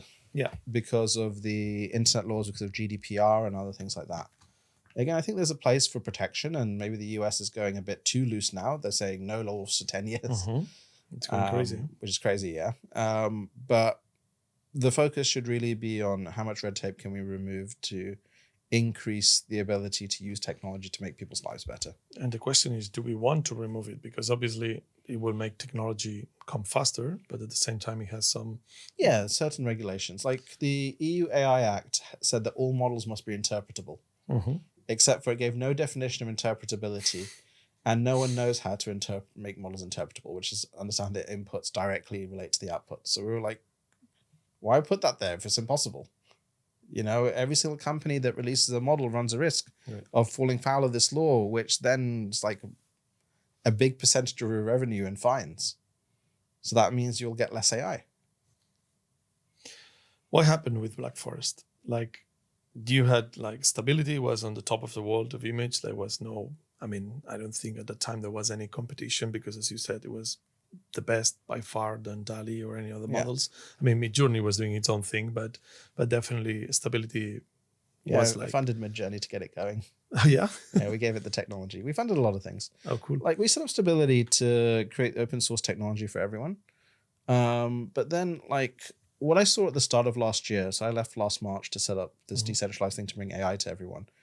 We just finished a $100 million fundraise that was uncapped, so no valuation. Oh, Jesus. Yeah. So, and then basically I kind of looked at it, I was like, image is solved pretty much. It's a bit of a race to zero. Video will be solved in 2026, 2027. And like, what does this company look like? And we were great at media, but I never really wanted to create a media company. So I got into AI when my son was diagnosed with autism, and I built AI systems to help him with his ASD. What I wanted to do was to make it so that we could organize all the world's cancer knowledge and education knowledge and others and make it available to everyone basically for free. So I kind of decided to leave, as did some of the other teams. So we spun out the Comfy team, Black Forest team, Edge Runner team for edge models and other things like that. And basically the Stability company got taken over by Sean Parker and some others to be a media company for Hollywood. So that was kind of the natural progress of things. And now Black Forest Labs has come out with Flux, which is amazing, and especially the last model, the context model. And it's ridiculous. You know, we made it so that they could exit in a really holistic, coordinated way. So it was kind of the team there, because like I said, I thought image is pretty much done. Like Flux is as good as you realistically need. You know, I thought Comfy was interesting and others, but again, it was like, just what's the disposition of the company? Because they could have gone anywhere to do anything. So, you know, it was just making sure there was a nice exit there. So it was all nice and happy. It was not like, because from outside, it looked like they ran away with the model and created their own company with it. So no, I mean, like, again, everything was very cordial. We get along great with the team. They say nice things about me, apparently. I've always supported kind of, like, during our time at Stability, we had 96,000 applications for employees. We had 83% acceptance ratio. And before February of last year, we had 0 researchers leave for another company. Oh, wow. That's how we built state-of-the-art models in every modality and systems as well. And again, so you took part of the team from Stability to the so the Stable Diffusion 3.5 teams at AI now, our language model team, other people as well. And again, we're building state-of-the-art models. It's what we're good at. So I think that's why, like, we saw where we were as just someone has to build the models and make them available so that the government of Spain, as you said, you talking to them, they're releasing models. The models they use for education should be the same models as is used in Latvia, as in Vietnam and others, but customized and localized, and it should be commoditized. And so that's what we're really focused on. That, plus then the agent stack, plus then the swarm for education and healthcare and more, and turning that into a protocol. And we're very good at building these models. And you're really good. You've proven that like several times too, that you guys are able to create like some of the top models and actually in a more efficient way than big companies and stuff. But how do you want to make money? So with this new one, we basically created a model that's going to be very similar to Bitcoin. We have more details of that coming soon, to create a flywheel to bring compute, but rather than ASICs, it's going to be GPUs for every single country and give back control for each country. So I think there's huge demand for a quality digital asset. It just doesn't exist. So again, just looking at the future, the inevitable and the unchanging. I mean, AI companies in general, they've done fantastic. So there are other ways to make money. Like when I left Stability last March, I think the Financial Times reported we were making $5.8 million of revenue a month on $8 million of costs. So, that was pretty good. It wasn't quite as good as Midjourney, where David killed it. Yeah. And kind of like got them off the ground with a grant and funding and a little bit of technical support, and then he did everything else himself. But Cursor, other things, hundreds of millions of revenue we're seeing for AI companies. But I just thought we need to create a system that's self-sustaining, owned by everyone. And again, you can take a lot of lessons from the world of blockchain for that, to do that, because Bitcoin has provisioned a massive amount of compute, but the energy is wasted. What if we could instead use that energy to give free AI to people? And so again, there'll be more details of that soon, but we're very bullish. Cool. There has been this deal with Emirates where they're putting a Stargate center from OpenAI, and then as part of the deal, every citizen is going to get free OpenAI accounts to, I don't know what extent. I don't think it's a free account, but it's basically like a plus account or whatever. Yeah. That's going to make the difference from one country to another. Like we seen in the Industrial Revolution, I don't know if it was the first or the second, that there was like the cities that they put the printing press versus the cities that did not, they grew 60% faster. Yeah. So is this going to be something that we're going to see, like the countries where citizens have free access to AI are going to grow better and faster than countries that not? 100%, because you've got more tools, you have more people, you have more teams. My preference would have been if the UAE had leveraged their Falcon model, that's very good, by TII, and then brought in the OpenAI model when needed via an API. But that 240 million or so, they're going to spend probably 100 million, is a huge impact on the society. And we're going to see more and more countries adopt that model. Our thing is that you can basically make it almost free by playing the digital asset arbitrage. But we'll see how it goes. But in the meantime, everything that we release can be used by anyone. So we have impact at every single stage. And it's not only like, it's fully open source. It's fully open source, yes. Data set and everything. Data sets, we're about to release everything. Wow. There's not many people doing that because, as you said, Llama or DeepSeek, they are open weights, but not... Because there isn't an incentive to do so. With R1, the more people we help, the more trust there is in the digital asset, the more people we can help. And this is the unique feedback loop that we figured out. Because the demand for high-quality digital assets and the demand for high-quality intelligence, they're both going up. But again, our specific focus is just, there will be an AI that teaches the children of everyone listening on this call. We must ensure that that is open and aligned with each child and each family and each community and represents their values. And the same for healthcare, the same the AI that supports and runs the government. And then the super genius AIs are just a different story altogether. But in the building of the data sets and the models and the systems that help people through their lives and are incentivized to do that, we hope that the big companies can take those data sets and then implement them. This is also why I've been investing in Catholic AI companies and other things like that, because we need to start mapping these ethics, these cultures, and more. This level of investment in AI is going to keep on going like that, because right now it's crazy. You've been raising money, as you said. You had the last round was 100 million or something. Yeah, that's the old company. There's been now the news of this company in India where basically it was supposed to be a vibe coding company, and at the end it was 70 Indians programming behind the screens, and they raised actually Indians, yes. Yeah, and they raised something like 160 million from a fund, and they were evaluated at 1.6 billion. It's 500 million, I think they raised Builder AI. It's insane, no? Is this gonna keep happening like that? So that one was an older company, and that was shenanigans, shall we say.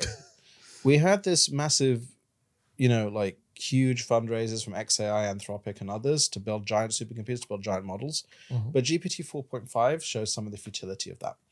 GPT 4.5 is a very nice model. It's great for creative writing. It's also 100 times more expensive than comparable models. Because when you train a giant model on giant GPUs, you need bigger amount of GPUs to run it. What we realized was that to build a satisficing model that's good enough, fast enough, and cheap enough for education, healthcare, finance, government, you actually need to have 2 orders of magnitude less compute. Okay. So that's literally the difference, 2 orders of magnitude. So rather than needing 100 million for a training run, you need 1 million. And DeepSeek showed that. Their model is as good with $6 million of training, was as good as models that spent $500 million of training. It's just how you build it and for what purpose. If you're trying to build the polymath, that's a much harder question than I want to build the primary care physician. I want to build the calculus teacher, you know? And so I think that the funding will just continue. I know of $100 billion of AI funds that are coming online Jesus Christ. this year to invest in AI companies. Valuations in AI are like crazy, but because everyone knows this is going to be the biggest thing ever, and they're trying to figure out where the value is. The reality is that the base models, though, are commoditizing.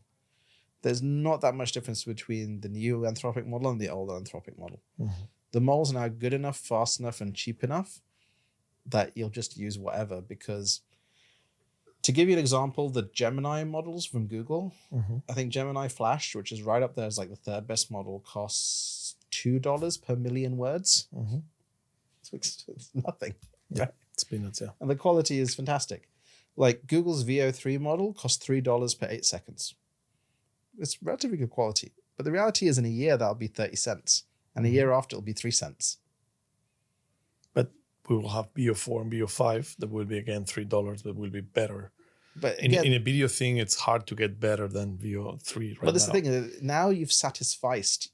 You're good enough. You don't need better to do the job.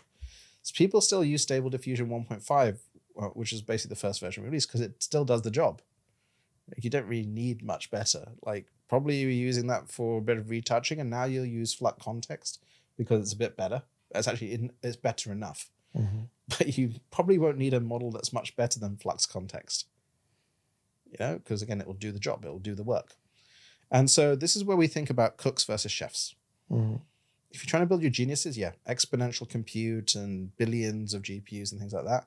If you're trying to build really great solid systems, I think we'll be able to freeze our entire code base in 4 years. In 4 years. Yeah, for education, healthcare, government. Like, again, it will update the knowledge, but like the core code for coordinating the agents, running the agents, that would be good enough. And the models will be good enough, fast enough, cheap enough. And then people can really optimize for that. Just like people really optimize for the original Stable Diffusion, like building mods on top of a game. So I think you'll still have the build out. You'll still have large amounts of money going in, and capital will flow from the industrial information age to this intelligence age. People just look for places to allocate. And hopefully they'll allocate to us as well. Let's try to do that for the audience, because that's probably the most confusing, which is the timeline. Like, and you have very clear. So 2025, what's going to happen? Like, we starting to see the first agents like Deep Research, like Operator, like Codex. We starting to see the first agents that do like one thing. They do it well. Yeah. They are slow. They are normally like slower than humans at the task, but they can do it asynchronous. They can, Deep Research is maybe faster than a human, but they're faster than humans. Operator is, if I want to book a hotel, it's easier for me to do it from my phone and booking than actually sending Operator to do it. But in general, we will see more of these agents for the rest of the year. I think this year we start to see agent swarms. Already? Wow. Okay. Well, with MCP, this interconnect protocol, an agent can spin up other agents to go and do arbitrarily long, complex things with now the ability to call and talk to your agent. And literally, you'll be able to Zoom call it and see an entity by next year. By next year. And so that's the manager of your agent swarm. And then you can see how they're doing. And then you're basically delegating tasks to this manager, and then he takes care of it. And he'll send you a daily report on how the tasks are doing. He'll tell you anything he needs. You know, again, you'll have a back and forth conversation just naturally with them. That's a next year thing.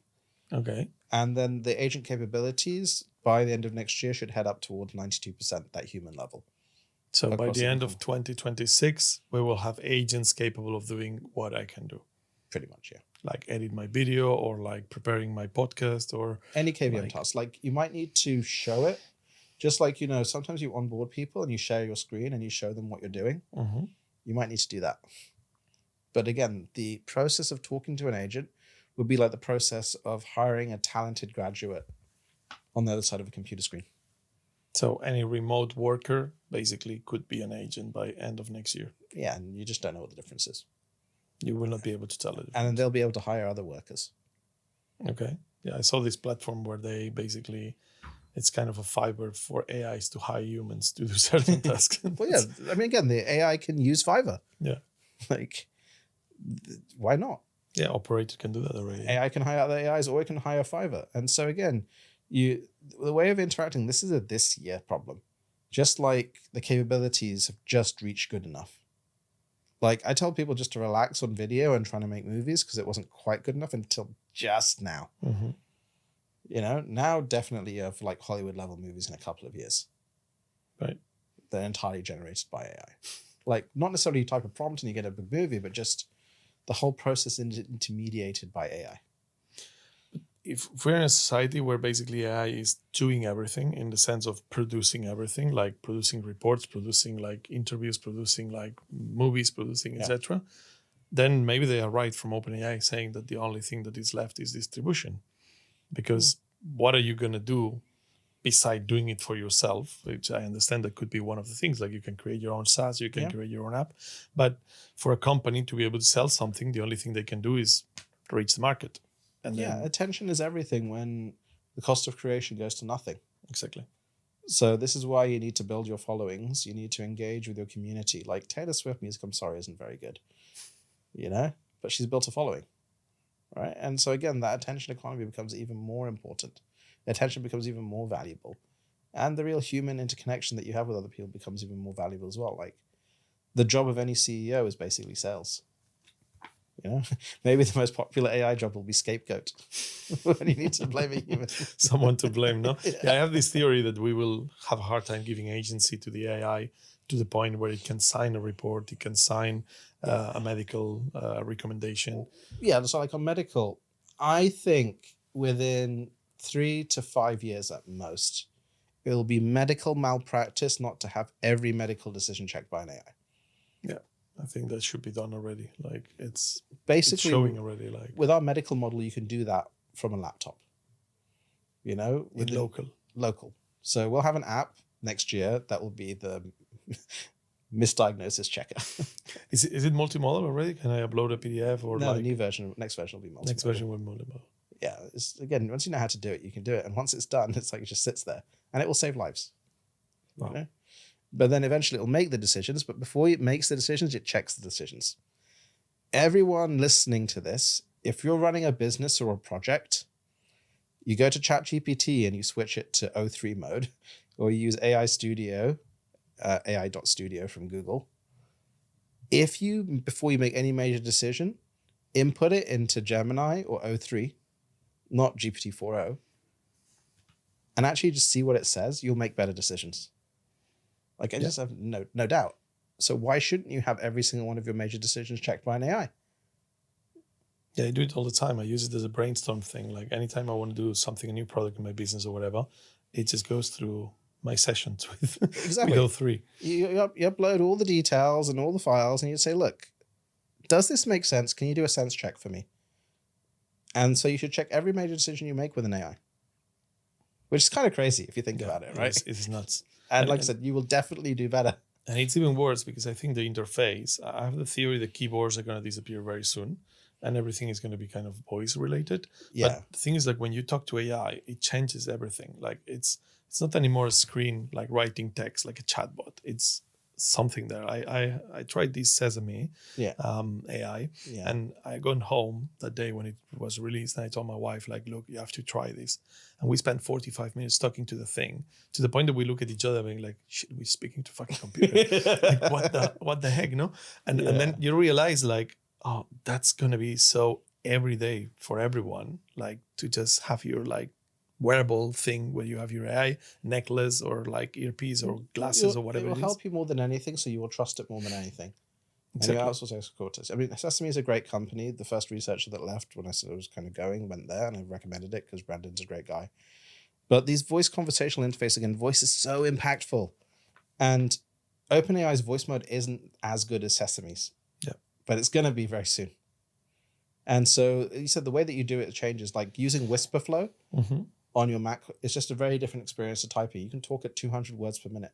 Yeah, there is this whole change of paradigm of doing things with the computer to asking your computer to do things. It's just like, well, this is why everything. So the way we will interact with agents is exactly the way that we interact with our remote teammates.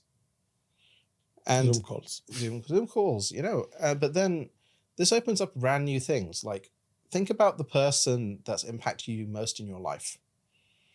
With 20 seconds of their voice and a bit of download, you'll create a digital twin of that person who can advise you through your life. How crazy is that? Mm-hmm. And you think about the psychological impact of that. Yeah, exactly. It can be massive. Like the biggest issues we have are ourselves. The mental health implications of using AI in the right way are fantastic. Of using it in the wrong way are terrifying. And we have to remember that Meta and Google are ultimately advertising companies based on manipulation. So we have to think, if we have AI whispering in our ears all the time, who's that AI working for? Yeah. What's its objective function? Yeah, that's the hope I have, is that since we're paying for these AIs and they are not like free like social media, I have the hope that they are going to be really helpful to us. But as you said, obviously there will be like lots of incentive to use them against us or using us because they're going to make more money than with subscriptions, actually, no? And that's where things are going to get crazy. Well, it gets addictive. Like a couple of years ago, there was a company called Replica. Mm-hmm. And then on February 13th, so it was a mental health startup that suddenly realized that you could charge something $300 a year for not safe for work texting. And on February 13th, they got a message from Apple saying they're shutting them off. So on February 14th, a couple of years ago, Valentine's Day, they shut off the not safe for work texting. And then literally like 60,000 people joined the Reddit and said, why did you lobotomize my girlfriend? Crazy. And that was back then. Like you think now, I got a new child and I got my existing kids. My kids' best friends will 100% be AIs. In fact, their first love will probably be an AI. Right? And you're like, just like you can have your podcast to everyone, like the latest stars can be chatting to your kid. Oh, it's creepy, right? But again, it's inevitable. Once you've had that voice chat with an AI and you're like, yeah, I get it, It's crazy because it's going to change so much society and it's hard to imagine in such a short term because you said like 2025 swarms of agents, 2026 agents get to the point where we zoomed with them and they are like able to do any job that we would do with a remote worker. Yeah. What's 2027?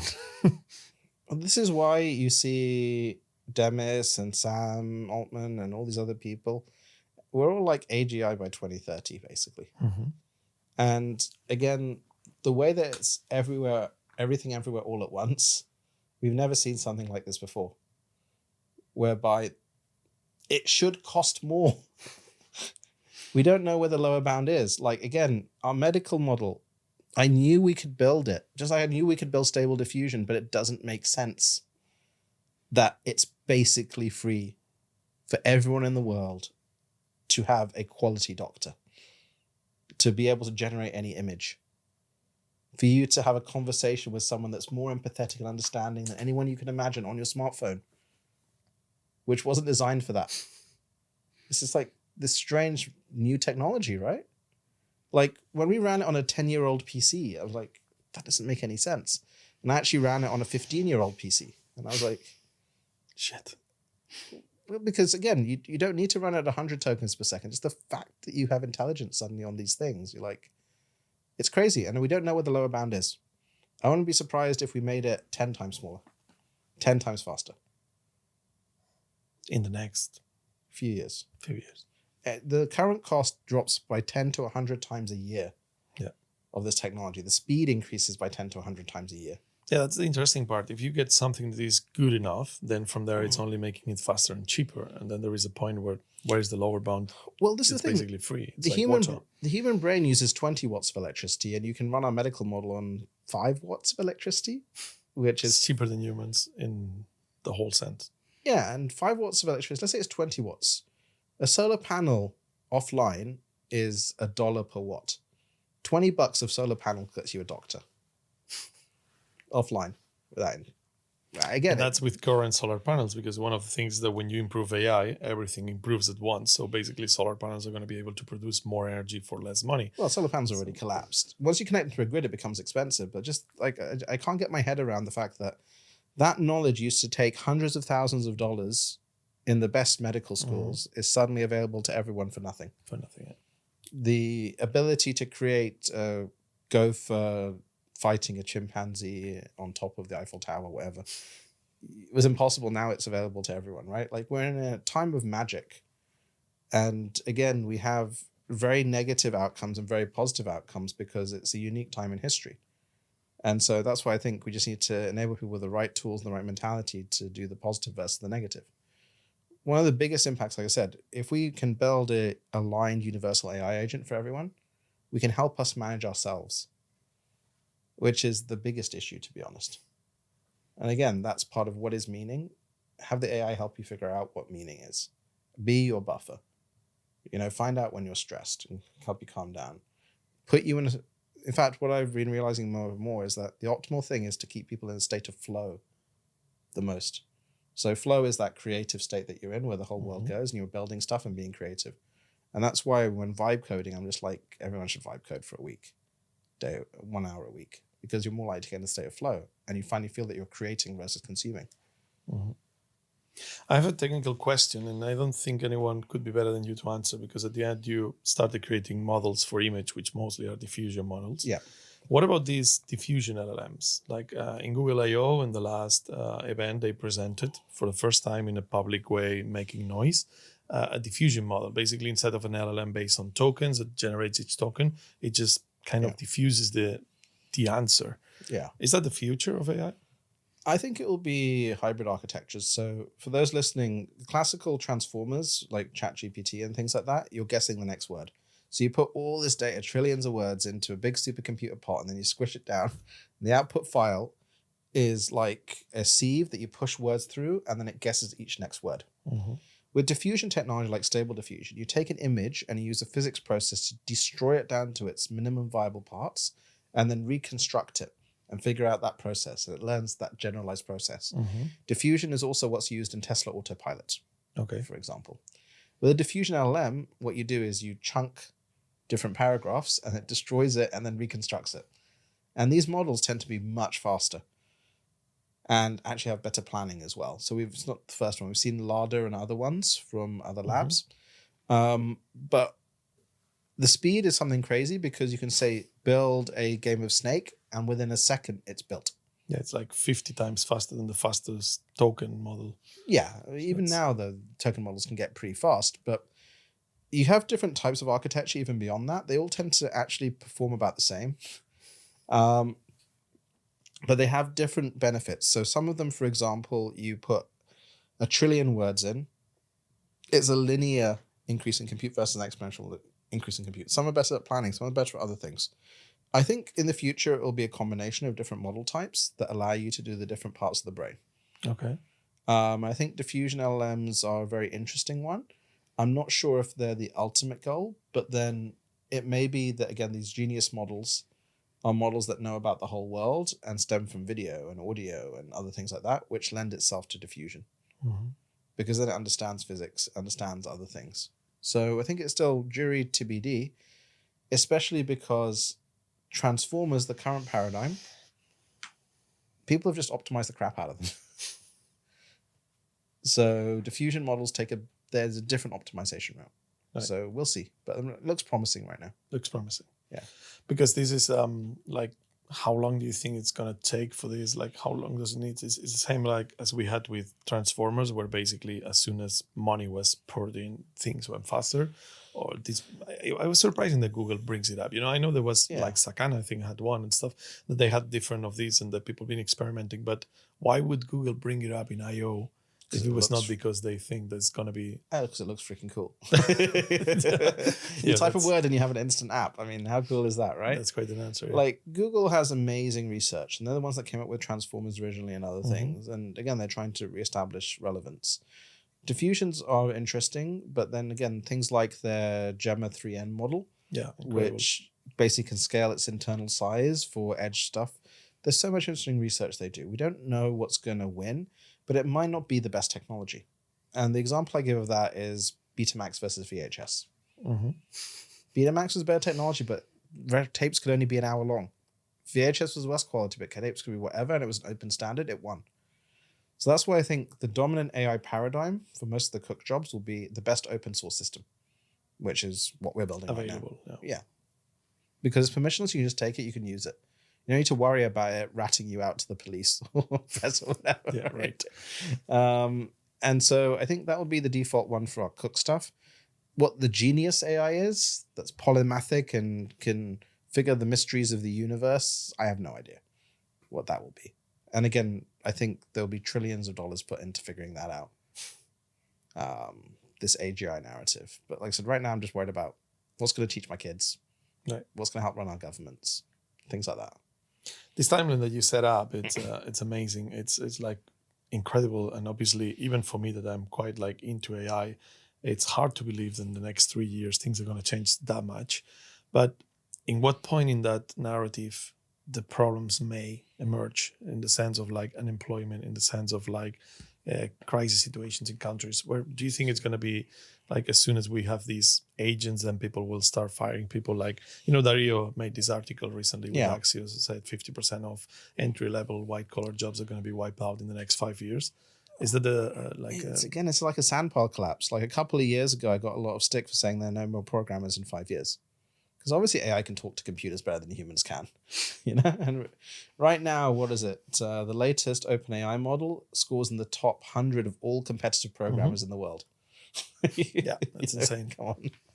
And people are like, oh, the AI won't be able to architect the code base. Of course it will, It's a sandpile collapse because it gets better everywhere all at once. Like, it's not like, you're running a version of software in various places and then you have to upgrade it. So some places still run like Windows 10. When you replace the model, it makes all the model systems smarter. All at once. All at once. And once you make it easily accessible and the models can go and get other models, everything else is abstracted away. So that's why it can be far, far quicker, and certain industries will be quicker than others. But that's why you have protectionism in some industries, so it'll be sticky. You have less competition in others, so people won't bother firing people because you kind of like your teams, And you have the hyper-capitalist ones and the outsourced ones, which are the first to go. Again, call center workers done. It's happening already in like Duolingo and stuff like that. They got rid 10% of the externals. And like Elon Musk made it cool to cut tech workers. Most tech workers don't do anything, honestly. Like, it doesn't really matter. How many people do you need to run these companies? How many coders do you actually need?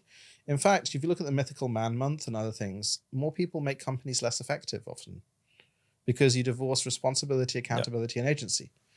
And people kind of know that. So the middle management is at risk. The entry level is at risk.